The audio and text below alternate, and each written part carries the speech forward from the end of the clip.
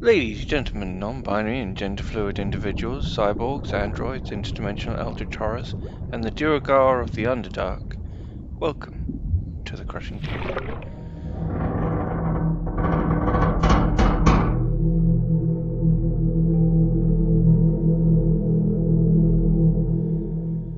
These last 2 weeks I feel as though I have achieved a lot, but despite that it still doesn't seem like there's much to show you.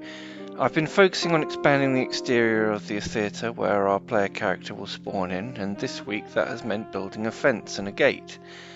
I previously talked about how I had partitioned the level so that the exterior buildings would unload when no longer needed in order to improve performance. But if you had the camera at the right angle, you could clearly see this happening. I could have altered the trigger point where this happened, but I needed to load in the interior assets in the same space, and so this was going to negate a lot of the performance gains I had worked for. So I built a gate and a fence in Cinema 4D and imported them into Unreal, the idea being that the character would have to walk through the gate to get to his objective, and then the fence would hide the missing assets. This didn't quite work out that way, but I think what I can do is create a 2D picture of the street to replace the 3D assets, and use the animation of moving through the gate to hide the transition from one to the other. Next, I threw together some posters to paste onto the fence to make it seem more lived in, and this was the result.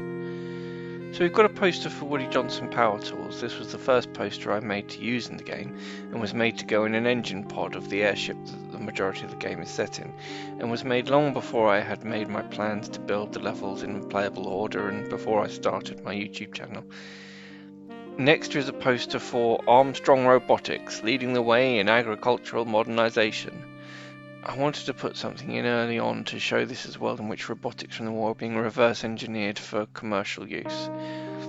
Next is a poster for Spanx Cola. Spanx Cola and Toll Cookies are brands that will be found throughout the world in which this game is set. Similarly, this is not the only time players are likely to see adverts for O'Reilly's Irish Whiskey and Yak cigarettes too. The biggest breakthrough, however, has been in character building. I posted a video quite some time ago about completing my first NPC, Ilsa Portingbras.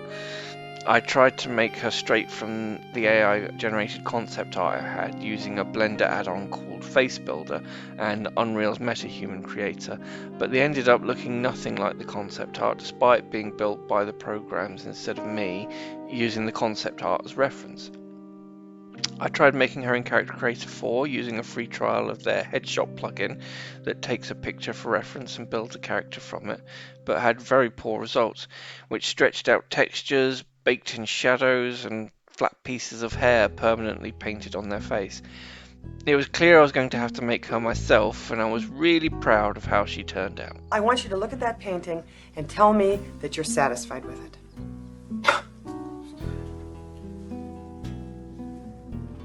Down! I knew it! You are not finished! I can't do it, and I'm never gonna get it right, so I might as well just forget it. So I went back and tweaked things. Fine!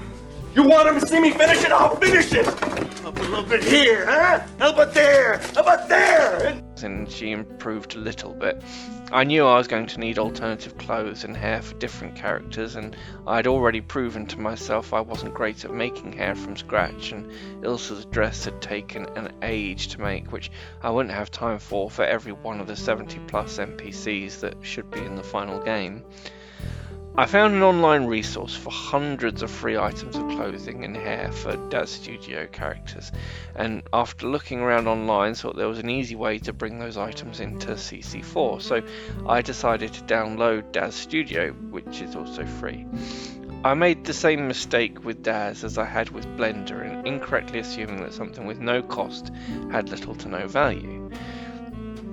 I had seen Daz characters before and they had always looked somewhat plastic and lifeless, but Genesis 8 and 9 models are so much better than what I was used to, and when combined with the wrinkle and normal effects in CC4 they become something else entirely. Daz has a paid add-on called Face Transfer, and the studio version I downloaded came with a free trial of that. This was meant to do the same as Blender's Face Builder and CC4's Headshot, and I thought since I had it, I would give it a go. instantly the most realistic character not made in MetaHuman, and unlike those in MetaHuman, actually bared some resemblance to a character I was trying to make. So I found a better quality picture to work from, and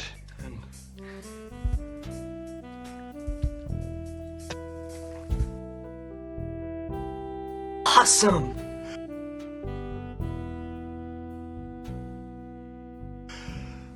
I don't believe it.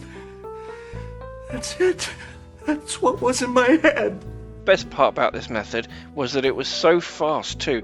It's going to dramatically decrease the time it takes to make NPCs. As I've used it twice now, however, I only get to use it once more before my trial period ends, and I'd have to pay to keep using the add-on. The amazing thing is though, of the 3 methods I've used to directly turn a picture into a 3D character, this program costs less than a quarter of the next cheapest, even though it has produced by far the best results. Thanks for joining me today, and talk to you again in 2 weeks.